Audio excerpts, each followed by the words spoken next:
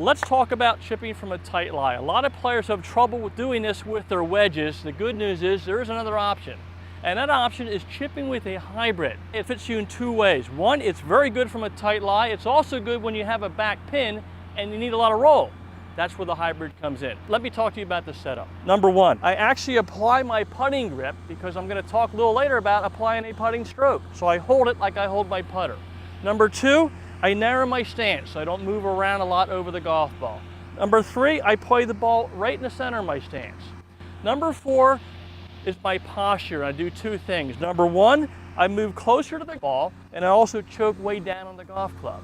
By choking down, I gain a lot of control. It's also much closer to the length of a putter, so I'm comfortable putting. Make sense, everybody? Sure. Awesome. Now, the final thing I do is this. I take my body weight and bump a little weight into my front hip, and I take my hands and move them slightly forward. This produces a descending angle of attack, which makes the ball pop up in the air and roll to the cup. All right? Now, one other thing that's a little bit different.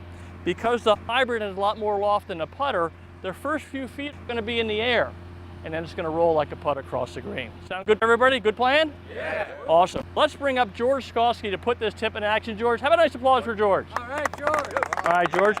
Here's the hybrid, George. Let's go from the beginning. So let's apply your putting grip first on there, okay? Good. Then I want to make sure that your ball is in the center of your feet and your stance is narrow. Good, right in the center, okay? Then I want to make sure from here that we move a little closer to the golf ball, and now you choke down the golf club, right in there. All right, comfortable? Yes. Good. Now, the final thing is I'm going to bump you a little bit into your front leg, and your hands are slightly ahead of the golf ball. Now, I'm going to step back with this wonderful group from the PAGCS. What I want you to do is I want you to make sure that you stroke it like a putt.